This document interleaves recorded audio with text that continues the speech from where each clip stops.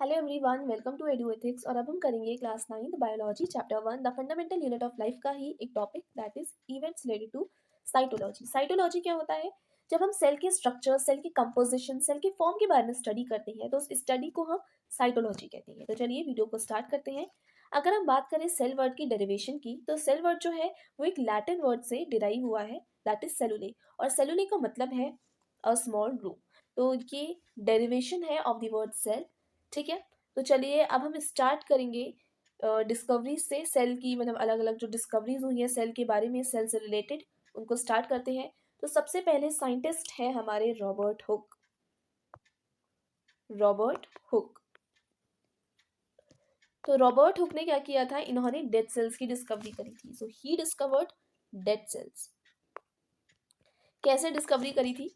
इन्होंने एक कॉर्क का स्लाइस लिया था एंड देन अपने ही बनाए हुए माइक्रोस्कोप के थ्रू इन्होंने इस कॉर्क सेल को ऑब्जर्व किया। एंड देन ही ऑब्जर्व्ड कि जो कॉर्क सेल है इसमें उनको बहुत सारे, नॉट कॉर्क सेल, कॉर्क का स्लाइस लिया था इन्होंने। ठीक है, इन्होंने कॉर्क का स्लाइस लिया था और जब उस कॉर्क के स्लाइस को इन्होंने माइक्रोस्कोप के थ्रू ऑब्जर्व किया तो इन्होंने ऑब्जर्व किया कि जो कॉर्क का स्लाइस है उसमें बहुत सारे कंपार्टमेंट्स, बहुत सारे बॉक्सेस इनको नजर आए जो कि कुछ कुछ हनी कॉम के स्ट्रक्चर की तरह रिजेंबल हो रहे थे। तो हनी कॉम से, हनी कॉम का जो स्ट्रक्चर होता है उससे बहुत रिजेंबल हो रहा था इस कॉर्क के स्लाइस का स्ट्रक्चर, जब इन्होंने इन्हें माइक्रोस्कोप के थ्रू ऑब्जर्व किया। तो उन्होंने इस बॉक्सेस को या इन कंपार्टमेंट्स को नाम दिया सेल्स। ठीक है, सेल इन्होंने नाम मतलब कॉइन किया। So he coin the term cell for the first time.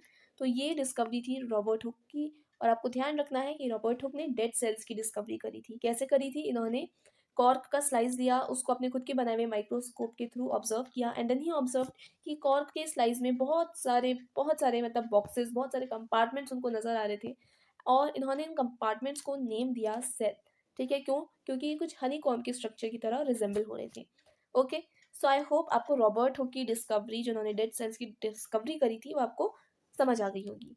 अब आप सोच रहे होंगे कि इन्होंने तो डेड सेल्स की डिस्कवरी करी थी, तो लिविंग सेल्स की डिस्कवरी किसने की? लिविंग सेल्स की डिस्कवरी करी थी एंटन वॉन ल्यूवेनहॉक ने। एंटन वॉन ल्यूवेनहॉक। इन्होंने एंटन वॉन ल्यूवेनहॉक ने जो है, इन्होंने लिविंग सेल्स की डिस्कवरी करी थी। इन्होंने सबसे पहले कौन सा सेल लिया था? इन्होंने सबसे पहले एल्गे लिया था। एल्गे जो कि एक लिविंग सेल है उसको इन्होंने ऑब्जर्व किया और लिविंग सेल्स की, फ्री लिविंग सेल्स की इन्होंने डिस्कवरी करी। उसके बाद इन्होंने बहुत सारे लिविंग सेल्स लिए like RBCs, human sperms and ऐसे बहुत सारे इन्होंने जैसे प्रोटोजोआ, ऐसे इन्होंने बहुत सारे फ्री लिविंग सेल्स की डिस्कवरी करी थी। ओके, अब बात करते हैं पुरकिंजे की। पुरकिंजे ने क्या किया था? इन्होंने प्रोटोप्लाज्म वर्ड कॉइन किया था। ठीक है, for the fluid substance of the cell. जो फ्लूइड सब्सटेंस है सेल का, उसको इन्होंने नाम दिया प्रोटोप्लाज्म। ठीक है, तो प्रोटोप्लाज्म, साइटोप्लाज्म प्लस न्यूक्लियस को हम बोलते हैं प्रोटोप्लाज्म। तो बेसिकली जो फ्लूइड सब्सटेंस होता है ना सेल का, उसे प्रोटोप्लाज्म बोलते हैं। ठीक है, तो इन्होंने प्रोटोप्लाज्म की डिस्कवरी करी थी। इन्होंने प्रोटोप्लाज्म वर्ड कॉइन किया था for the first time. And then if I talk about Huxley, Huxley एक साइंटिस्ट है और इन्होंने ऐसा कहा कि प्रोटोप्लाज्म जो है वो एक फिजिकल बेसिस ऑफ लाइफ है, यानी हमारे सेल का जो लिविंग कंटेंट है, ठीक है, जो हमारे सेल का फ्लूइड सब्सटेंस है, जो प्रोटोप्लाज्म है बेसिकली, वो फिजिकल बेसिस ऑफ लाइफ है। तो उन्होंने कहा that he called protoplasm as the physical basis of life. Okay, अगर मैं बात करूं, अब बात करते हैं हम सेल थ्योरी की। Cell theory was proposed by Schleiden and Schwann.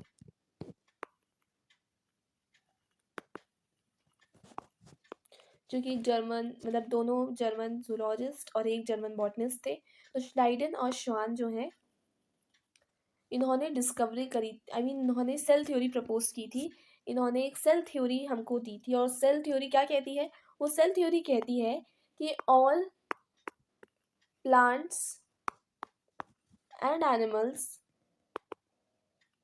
Are made up of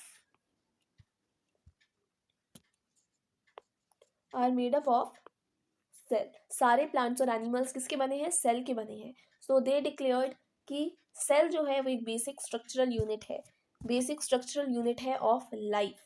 so that was the cell theory which was proposed by Schleiden and श्वान।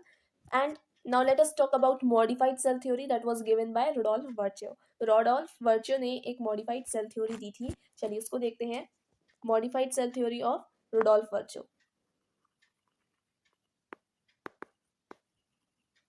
इन्होंने बताया हमें कि सारे जो एग्जिस्टिंग सेल्स हैं, जो न्यू सेल्स हैं, वो आते कहाँ से हैं? प्री एग्जिस्टिंग सेल से। दे arise from pre existing sales, right. अगर अभी प्रेजेंट में हम देखें तो प्रेजेंट में हमको पता है कि एक सेल जो है वो किसी पुराने सेल से ही आता है, राइट। सेल डिविजन का मतलब सेल डिविजन का जो प्रोसेस है वो भी हम पढ़ते हैं, अभी हमको आता है, लेकिन उस टाइम पे लोगों को ये नहीं पता था।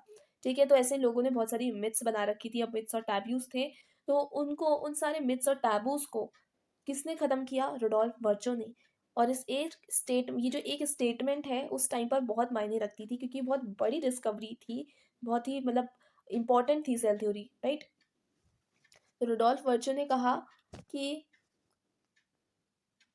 All cells arise from pre existing sales.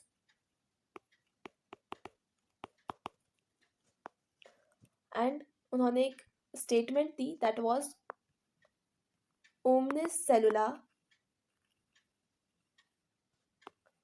E cellula. Omni cellula e cellula, इसका मतलब है दैट ऑल एग्जिस्टिंग सेल्स और all cells arise from pre existing cells. तो ये सेल थ्योरी थी। तो हमने पूरा टॉपिक जो है दैट मतलब इवेंट्स रिलेटेड टू साइटोलॉजी हमने पूरा कवर कर लिया है अच्छी तरीके से। आई होप आपको वीडियो अच्छा लगा हो। अगर कुछ भी आपको डाउट है तो आप मुझे कमेंट बॉक्स में बता सकते हैं। Thanks for watching and please do not forget to like share and subscribe to our channel. Thank you.